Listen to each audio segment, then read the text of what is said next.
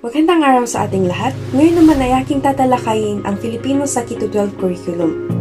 Sa Keto 12 ay ang pagpapaikli ng kindergarten para sa mga batang edad 5 hanggang 6 hanggang sa ika-12 na baitang para sa mga edad 17 at 18 bilang pinakauna at pinakahuling mga antas ng baitang sa libreng edukasyon sa iba't ibang bansa. Sa kindergarten, ang pagtuturo ng Filipino sa ilalim ng Keto 12 curriculum ay nakatuon sa pagpapaunlad ng mga pangunahing kasanayan sa wika. Ito ay naglalaman ng mga pampakilos na gawain, pagsasalita, pag-unawa sa binasa at pagsusulat. Ang mga guro ay gumagamit ng iba't ibang pagsasanay tulad ng pagsasalita ng mga kwento, pag-awit ng mga kantang Filipino at mga simpleng gawain na nagpapalawak ng mga bata sa kanilang wika at kultura. Ang layunin ay hindi lamang magturo ng sapat na vocabulary, kundi pati na rin ang pag-unawa sa mga simpleng pangungusap. Halimbawa nito ay ang pagtuturo ng mga guro na nagbibigay ng mga aktibidad na naglalaman ng pagsasalita at pakikinig upang mapalakas ang komunikasyon. Bukod dito, binibigyan din ng diin ang pagpapahalaga sa sariling wika at kultura ng mga mag-aaral. Sa pagsasanay sa pagsusulat, karaniwang nagsisimula ito sa simpleng pagsulat ng pangalan at mga basic na titik. Ngayon naman ay dadako tayo sa grade 1 o sa baitang 1. Ang pagtuturo ng Filipino sa grade 1 sa Keto 12 curriculum ay naglalaman ng mga pangunahing kasanayan tulad ng pagtuturo ng mga salita, pangungusap at binibigyan din ang pag-unlad ng kasanayan sa pagbasa at pagsusulat. Mahalaga ang paggamit ng mga makabagong pamamaraan tulad ng paggamit ng multimedia at pagsasagawa ng aktibidades na nakatutulong sa pag-unlad ng wika at kasanayang pampamahayag. Sa grade 1 na Keto 12 curriculum, ang pagtuturo ng Filipino ay nakatuon sa pangunahing yugto ng pagkatuto sa wika. Ilan sa mga mahalagang aspeto ng pagtuturo ay kinabibilangan ng pagtuturo ng batayang komunikasyon, pag-unlad ng pagbasa, pag-unlad ng pagsusulat, pakikinig sa pagsasalita, at pagpapahalaga sa kulturang Filipino. Ngayon naman ay dadako tayo sa baitang 2. Ang curriculum ng Keto 12 para sa Filipino sa grade 2 ay naglalaman ng iba't ibang aspeto ng wika at kultura. Karaniwang kasama sa itinuturo ang mga pangunahing paksa tulad ng pagbasa, pagsusulat at pangungusap. Maaring itampok din ang mga tradisyon, kultura at kwento ng bansa. Ang layunin ay magpalawak ang kalaman at kasanayan ng mga mag-aaral sa paggamit ng wikang Filipino. Sa Keto 12 curriculum para sa Filipino sa grade 2, ang pagtuturo ay nakatuon sa pag-unlad ng kasanayan sa wika ng mga mag-aaral. Ilan sa mga pangunahing aspeto ng pagtuturo ay maaaring mag-focus sa una, pagbasa, pangalawa, pagsulat, pangatlo, pangungusap at pang-apat, pakikinig at pagsasalita, pang-lima, kasaysayan at kultura. Ang layunin ay hindi lamang mapalawak ang kalaman sa wika kundi pati na rin ang pagpapahalaga sa sariling kultura at identidad. Ngayon naman ay dadako tayo sa baitang 3. Ang asignaturang Filipino sa grade 3 sa Keto 12 curriculum ay naglalaman ng mga aralin sa pag-unawa at paggamit ng wika. Kasama dito ang pag-aaral ng mga tunog, titik at wastong pagbigkas ng mga salita. Binibigyang emphasis din ang pag-unawa at pagsusuri ng mga maikling kwento, tula at iba't ibang teksto. Ang layunin ay mapalawak ang kasanayan sa pagbasa, pagsulat at pakikinig ng mga mag-aaral sa wikang Filipino. Sa pagtuturo ng Filipino sa grade 3 sa Keto 12 curriculum, ang mga guro ay nagbibigay ng mga aralin na nakatuon sa pagsasanay ng mga pangunahing kasanayan sa wika. Ito ay kinabibilangan ng pagtutok sa pagsulat, pagbasa, pagsasanib ng mga ideya at pakikipagtalastasan. Binibigyang diin din ang wastong paggamit ng mga alituntunin sa barilala at pag-unawa ng mga teksto. Ngayon naman ay dadako tayo sa baitang 4, na kung saan ang Keto 12 curriculum sa Filipino ay ang pagtuturo ay binubuo ng iba't ibang aspeto upang mapalawak at mapabuti ang kasanayan ng mga mag-aaral sa wika. Kasama ang mga role-play, talakayan at iba't ibang uri ng pagsasanay sa komunikasyon. Una dito ay ang pakikinig at pagsasalita, pangalawa, pagbasa, pangatlo, pagsusulat na kung saan binibigyan diin ang pagbuo ng mga kasanayang pagsulat, kasama rito ang pagsusulat ng mga maikli at mahahabang komposisyon, pagsusulat ng sariling journal at iba't ibang pagsasanay sa pagsulat. Pang-apat, pagsasanay sa wika. Pang-lima, kasaysayan at kultura. Ang paggamit ng mga modernong teknolohiya at iba't ibang materyales tulad ng multimedia presentations ay maaring kasama sa pagtuturo upang mapanatili ang kahumayan at kahusayan ng pag-aaral. Ang layunin ay nila may mapagtanto ang mga pangunahing kasanayan sa wika kundi pati na rin ang pagpapahalaga sa kultura at pag-unlad ng pagkakakilanlan. Ang curriculum ng Keto 12 sa Pilipino para sa grade 5 ay naglalaman ng iba't ibang paksa upang mapabuti ang kakayahan sa wika at komunikasyon ng mga mag-aaral. Kasama dito ang pagsasanay sa pag-unawa at pagsusuri ng iba't ibang teksto, pagsusuri ng mga katangian ng wika at pagsasanay sa pagsulat ng mga masusing teksto. Ang layunin ay palawakin ang kasanayan sa pakikipagtalastasan at pag-aaral ng sariling kultura at kasaysayan. Mayroon ding mga gawain at proyektong naglalayong mapabuti ang kasanayan sa pagsasalita at pakikinig tulad ng pagganap sa mga dula, pagsusuri ng mga balita at iba't ibang aktibidad ng kalayong paunlarin ang mga aspeto ng komunikasyon.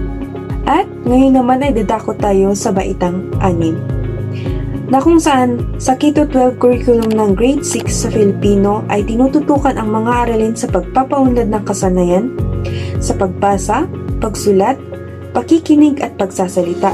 Kasama rito ang pag-unawa sa mga teksto, pagsusuri sa mga pangungusap, pagbuo ng maikli at mahabang teksto, at ang pagpapahayag ng sariling opinyon. May mga paksang tulad ng panitikan, gramatika at iba't ibang anyo ng teksto ang itinuturo upang mapalawak ang kaalaman ng mga mag-aaral sa wika at kultura. Sa pagpapatuloy ng report ni Jeline, sa Keto 12 curriculum para sa grade 7 sa Pilipino, ang pangunahing layunin ay mapabuti ang mga kasanayan sa pagbasa, pagsusulat at pakikinig ng mga mag-aaral. Ang mga asignaturang ito ay naglalaman ng iba't ibang paksa tulad ng panitikan, gramatika, retorika at iba pa. Mayroon ding mga module at aktibidad na naglalayong palawakin ang kaalaman ng mga mag-aaral sa wika at kultura ng Pilipino. Narito ang ilang bahagi ng curriculum. Una, panitikan. Pag-aral ng mga piling akda ng mga kilalang Pilipinong manunulat. Pagsusuri ng mga elemento ng maikling kwento, dula, tula at iba pang anyo ng panitikan. Paggamit ng kontekstualadong estratehiya sa pag-unawa ng teksto. Pangalawa, wika at gramatika. Pag-aral ng hustong paggamit ng Filipino sa iba't ibang sitwasyon. Pagsasanay sa hustong gramatika at bokabularyo. Paggamit ng hustong istruktura ng pangungusap at pangungusap. Pangatlo, retorika. Pagsasanay sa epektibong pagsulat at pagsasalita. Pag-unlad ng kakayahang makipagtalastasan ng maayos at may kahulugan. Pagsusuri ng tekstong pangretorika at pagsasanay sa pagbuo ng sariling teksto. Pang-apat, kultura at tradisyon. Paggamit ng mga teksto na nagpapakita ng kultura at tradisyon ng iba't ibang rehiyon sa Pilipinas, pagsusuri ng impluensya ng wika sa paghubog ng kultura. Ang pagtuturo ay madalas na isinasagawa gamit ang iba't ibang format tulad ng mga klase, aktibidad sa silid-aralan, at proyektong pagsasaliksik upang mapabuti ang kasanayan ng mga mag-aral sa pagsusulat, pagbasa at pagsasalita ng wikang Filipino. Ang asignaturang Filipino sa grade 8 sa Keto 12 curriculum ay naglalaman ng iba't ibang paksa tulad ng panitikan, wika at komunikasyon. Ilan sa maaaring maituro sa antas na ito ay ang pagsusuri ng tula at kwento, pag-unawa sa mga anyo ng panitikan at pagpapaunlad ng kasanayan sa pagsulat sa Filipino. Sa Keto 12 curriculum para sa grade 8 sa Filipino, ang pagtuturo ay naglayong mapabuti ang mga kasanayan sa wika, panitikan at komunikasyon ng mga mag-aral. Ilan sa mga layunin nito ay: una, pagsusuri ng panitikan. Ang mga mag-aral ay inaasahang maipahayag ang kanilang opinyon at pag-unawa sa iba't ibang uri ng panitikan tulad ng maikling kwento, dula at tula. Pangalawa, pag-unlad ng wika, binigyang diin ang pagpapalawak ng bukabularyo, pag-unlad sa pangungusap at wastong gamit ng wika. Ito ay naglalayong mapabuti ang kakayahan ng mga mag-aral sa pagsasalita at pagsusulat ng Filipino. Pangatlo, pagsasanay sa pagsulat. Ang curriculum ay nabibigyang diin sa pagsasanay sa iba't ibang anyo ng pagsulat tulad ng sanaysay, talumpati at iba pa. Ay naglalayong mapabuti at kakayahan ng mga mag-aral na palakasin ang abilidad ng mga mag-aral na maipahayag ang kanilang ideya at damdamin sa pamamagitan ng pagsulat. Pangapat, pagsasanay sa pagsulat. Ang curriculum ay naglalaman ng mga aktibidad na naglalayong mapabuti ang kakayahan ng mga mag-aral sa pagsasalita, lalo na sa mga sitwasyong pangkomunikasyon. Panglima, pag-unlad sa kritikal na pag-iisip. Hinihikayat ang mga mag-aral na magkaroon ng kritikal na pag-iisip sa pagsusuri ng mga teksto at panitikan. Ito ay naglalayong mapalawak ang kanilang pag-unawa sa mga kulturang nagbigay buhay sa likhang sining na kanilang binabasa. Ang layunin ng ganitong pagtuturo ay hindi lamang mapalalim ang kaalaman ng mga mag-aral sa Pilipino, kundi pati na rin na palawakin ang kanilang kasanayan sa pagkikipagkomunikasyon at analysis. Sa Keto 12 curriculum ng grade 9 sa Pilipino, binibigyang diin ang pag-unlad ng mga kasanayan sa pagkikinig, pagsasalita, pagbabasa at pagsusulat. Kasama sa mga pangunahing layunin ang pagpapahusay ng kritikal at pag-iisip, analytical na kasanayan at pag-unlad ng kaalaman sa kultura at panitikan ng Pilipinas. Maaring may mga module o aralin ukol sa iba't ibang anyo ng teksto tulad ng maikling kwento, tula at sanaysay. Ang curriculum ay binibigyang halaga ang pagiging komunikatibong kasanayan ng mga mag-aral upang maging epektibo silang tagapagpahayag at tagapakinig. Ang pagtuturo ng Filipino ay naglalaman ng mga module o aralin na naglalayong mapabuti ang kasanayan sa pagsulat ng iba't ibang anyo ng teksto tulad ng sanaysay, talumpati at maikling kwento. Ang pag-aral ng iba't ibang bahagi ng panitikan ng Pilipinas tulad ng mga akdang pampanitikan at makabayan ay bahagi na rin ng programa upang mapalawak ang kaalaman sa kultura ng bansa. Sa pangkalahatan, layunin ng pagtuturo ang mapalawak ang kaalaman at kasanayan ng mga mag-aral sa Pilipino at itaguyod ang pag-unlad ng kanilang wika at kultura sa pamamagitan ng malawakang pag-unawa at pag-aplikar sa iba't ibang konteksto. Sa Keto 12 curriculum sa grade 10 sa Pilipino, layunin ang pagtuturo ang pagpapalalim sa mga kasanayan sa pagkikinig, pagsasalita, pagbasa at pagsulat. Binibigyan din ang pag-unlad ng kritikal na pag-isip, pagsusuri sa mga teksto. Kasama rin dito ang pag-aral ng iba't ibang anyo ng panitikan tulad ng maikling kwento, tula at sanaysay upang mapalawak ang kaalaman ng mga mag-aral sa wika at kultura. Ang paksang ito ay itinuturo ay maaring maglaman ng mga akdang pampanitikan at impormatibong teksto. Kasama ang bahagi nito tulad ng simula, gitna at wakas. Ipinapakita rin ang mga estratehiya sa pag-unawa ng tekstong binasa at pagbuo ng sariling opinyon o reaksyon. Sa pagsusulat, tinutok ang pagpapaunlad ng mga kasanayan sa pagsulat at iba't ibang anyo ng teksto, gaya ng sanaysay, pagsusuri at tula. Kasabay nito, ang mga gawain sa pagsasalita at pagbigkas ay naglalayong mapalalim ang kakayahan ng mga mag-aral sa wastong paggamit ng wika sa iba't ibang sitwasyon. Ang pagsasanay sa gramatika, bokabularyo at wastong paggamit ng mga elemento ng wika ay mahalaga rin sa pagtuturo ng Pilipino sa Keto 12 curriculum. Sa Keto 12 curriculum ng grade 11, ang pagtuturo ng Pilipino ay naglalayong mapalawak ang kasanayan sa pagsusuri ng mga teksto, pagpapaunlad ng mga kasanayan sa pagsusulat at pagpapahalaga sa kultura at panitikan ng bansa. Ito ay nagbibigay tuon sa mga mas mataas na antas ng kasanayan sa komunikasyon, analysis at interpretasyon ng iba't ibang anyo ng teksto, kabilang ang panitikan, pagsusuri at expository na pagsulat. May mga asignaturang particular na nakatuon sa mga aspekto ng wika at panitikan. Ang curriculum ay maaaring naglalaman ng mga module o unit na saklaw sa iba't ibang anyo ng panitikan, kasaysayan ng wika at mga sining ng pagpapahayag. Layunin din nito na hikayat ng mga mag-aral na maging critical at malikhaing tagapag-ugma sa sariling wika at kultura.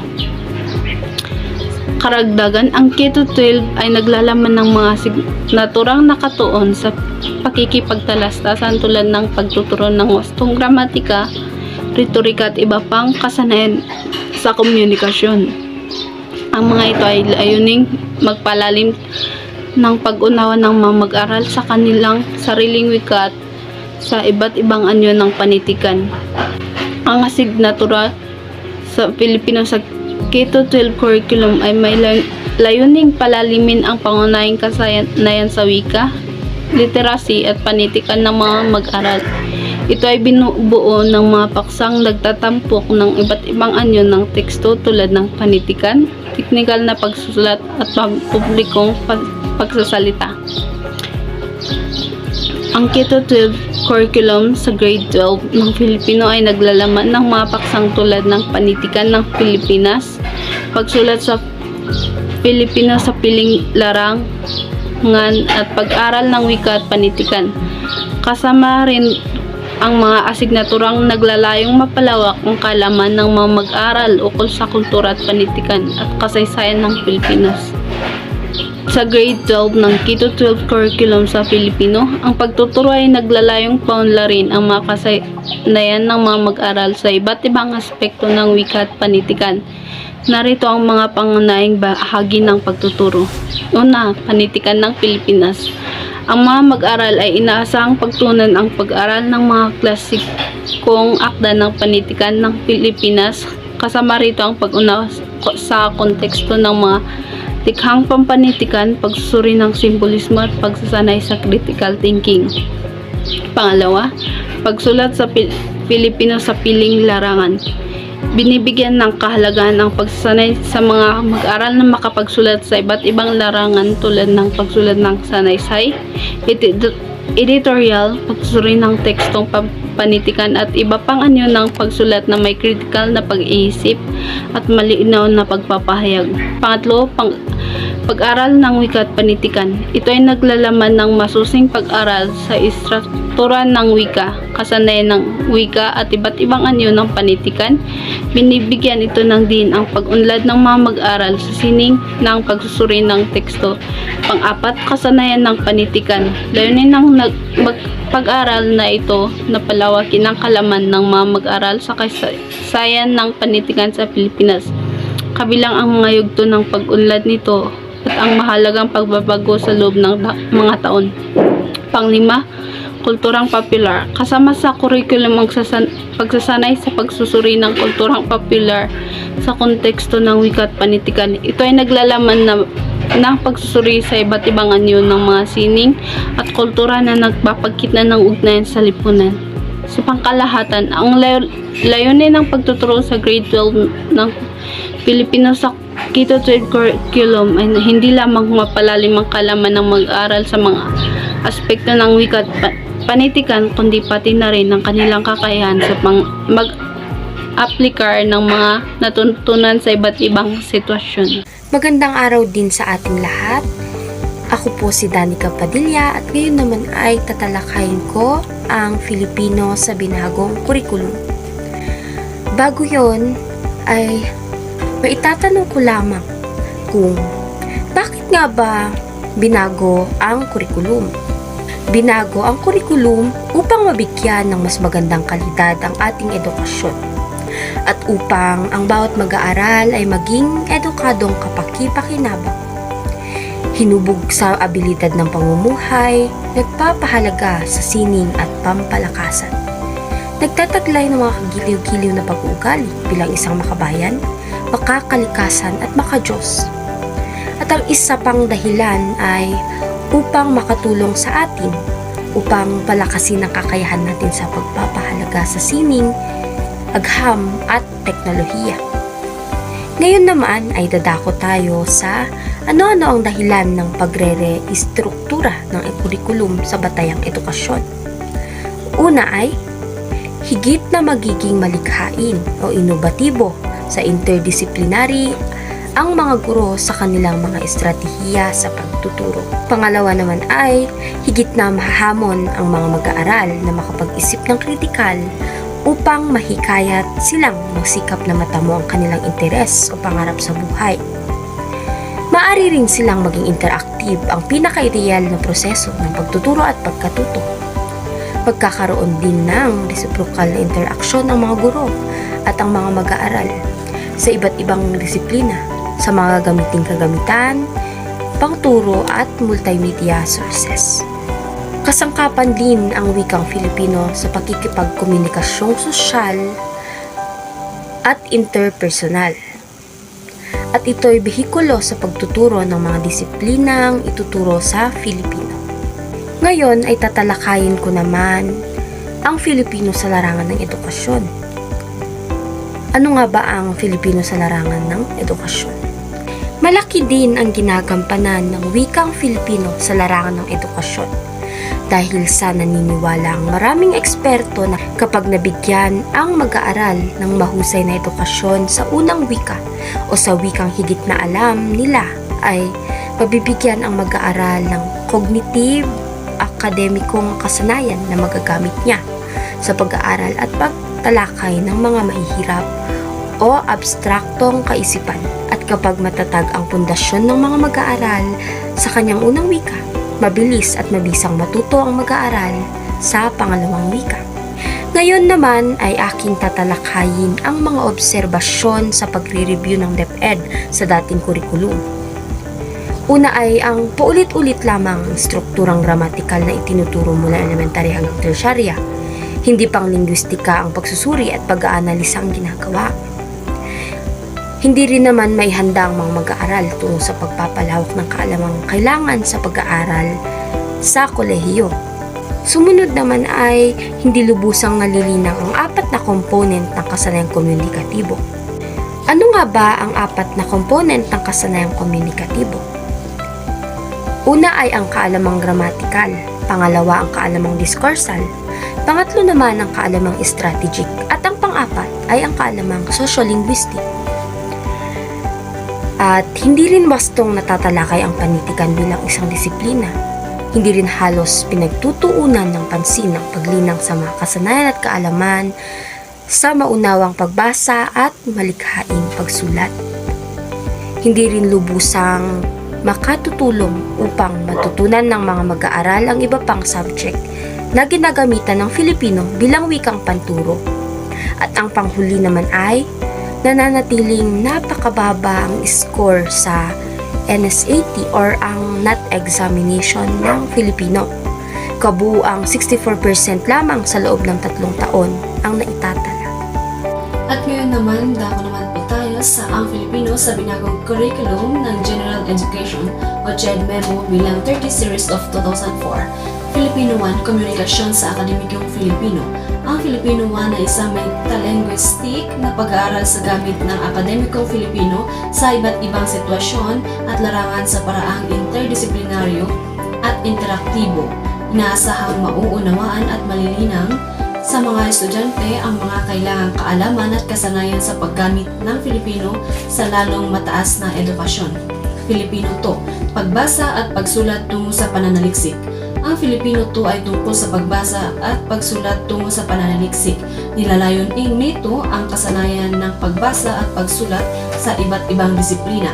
Kailangang matuto ang mga mag-aaral ng paggamit ng Filipino na higit na mataas, kritikal at lohikal na pag-iisip. Ang pagbasa ay isang karaniwang gawain ng paaralang humuhubog sa pag-iisip ng mga mag-aaral. Layunin ng pagbasa sa kolehiyo ng mga mag-aaral ang lalo pang maitaas ang antas ng kanyang pagiging kritikal sa pag-iisip. Ang pagsulat ay paghatid ng mensahe ng may akda sa mga mambabasa sa tulog ng mga titik. Ito ay proseso, produkto, pagbuo ng desisyon, pagtuklas, pagtugon, sariling pagkatuto, pagkikihalubilo, paghubog ng personality, paghahamon at may pinaglalaanan ng panahon. At ang pananaliksik naman ay isang makagham na pagsisiyasat ng phenomena, ideya, konsepto, isyo at mga bagay na kailangan bigyan linaw, patunay o pasubali. Ito ay isang pangdalubhasang uri ng sulating nangangailangan ng sapat na panahong paghahanda, matyaga at masisinang pag-aaral, at may angat, may ayos at malayang pagsulat. Filipino 3. Masining na pagpapahayag. Ang Filipino 3 ay pag-aaral ng mga simulain at proseso ng masining na pagpapahayag ng Filipino. Nakatuon ito sa malayang pagtuklas at pagpapakita ng kakayahan at kahusayan sa pagdidiscourse na pasalita at pasulat tungkol sa mga paksang pang-komunidad, pambansa at pandaigdig. Ang bunga ay inaasahan ay matutukoy ang mga pangkalahatang kaalaman at konseptong kaugnay ng pan-retorikang pag-aaral. Malilinang ang akademik na komunikasyon, pagbasa, pakikinig, pagsusulat at pagsasalita. At sa lalong mataas na antas ng kasanayan, mailalapat sa pag-alam, pagtaya, at pagpapahalaga sa mga kaalaman at konsepto ng may kinalaman sa kultura at lipunang lokal at global ang mga pangkomunikasyon, kasanayan at makilala sa Pilipino tungo sa pag-unawa at pagpapahalaga ng teksto at koneksto ang iba't ibang discourse. At ang huli naman ay ang Filipino 4, ang panitikan ng Pilipinas.